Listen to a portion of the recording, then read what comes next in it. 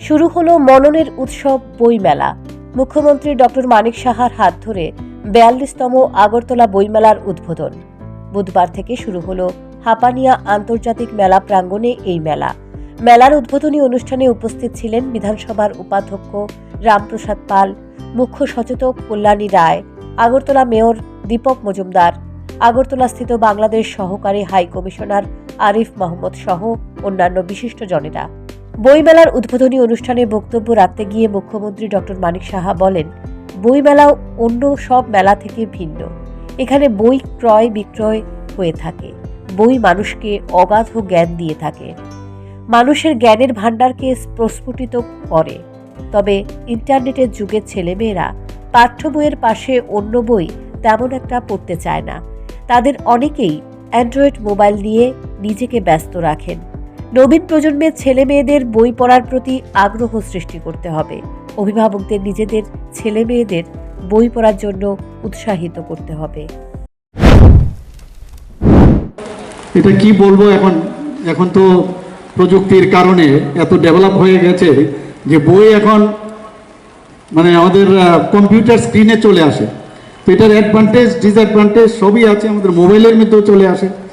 আমার মনে আছে সেখানে গিয়ে ছদ্ম নামেও যারা লেখক তাদের নামও আমাদের মুখস্থ হয়ে যেত। জরাসন্ধুর কথা আমার এখনো মনে আছে। তো এইগুলো আমাদের মুখস্থ ছিল তখন।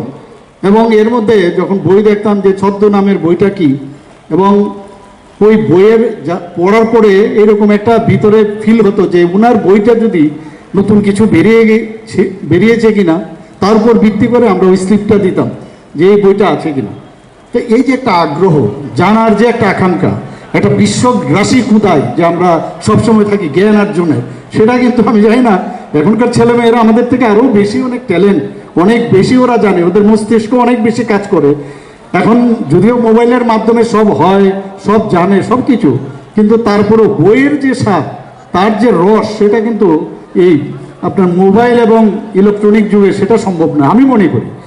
এবং যেখানে অর্থনীতির বিষয় হোক, মেডিকেল সায়েন্সই বলুন বা অন্যান্য যেসব আমাদের পলিটিক্যাল সায়েন্স বলুন, যাই বলুন, সেখান থেকে আমরা যদি অনেক সময় আজকাল কিন্তু আমি চিকিৎসক হিসেবে বলছি, অনেকে মোবাইল থেকে চিকিৎসা করে ফেলে। এটা কিন্তু সাংঘাতিক বিপজ্জনক।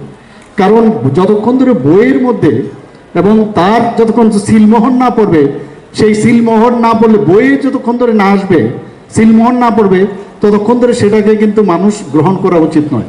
ঠিক আছে, নতুন নতুন কিছু থাকে। আমরাও ক্লাস নিতে গেলে মেডিকেল কলেজে যখন পড়াতাম একটু দেখে নিতাম নতুন কিছু আছে কিনা। আমি বলছি না সবকটা ঠিক নয়, কিন্তু নিজের যে পুরনো জিনিসগুলো আছে তার মধ্যে আমরা দেখতাম যে এটা অ্যাড করা যায় কিনা। আরও 2-3 জায়গায় দেখে তারপর আমরা সেটাকে অ্যাড করতাম। তো এখনও আজকের এই বই মেলাতে আমি বলবো মানুষের মধ্যে, কারণ গত বছরও যে বিক্রি এখানে হয়েছে, একটা বিশাল সংখ্যা এখানে বই বিক্রি হয়েছে, তবেই তো প্রকাশকরা এবং যারা বই বিক্রেতারা এখানে আসছেন, রাইটাররা আসছেন, নিশ্চয়ই বই বিক্রি হয়। এবং বই পড়ার শুধু এটা একটা কেনার যেমন নেশা দরকার, বই পড়ারও কিন্তু একটা। ৪২তম আগরতলা বইমেলা চলবে ৫ই মার্চ পর্যন্ত। এবারের মেলায় স্টল রয়েছে ১৮৮টি।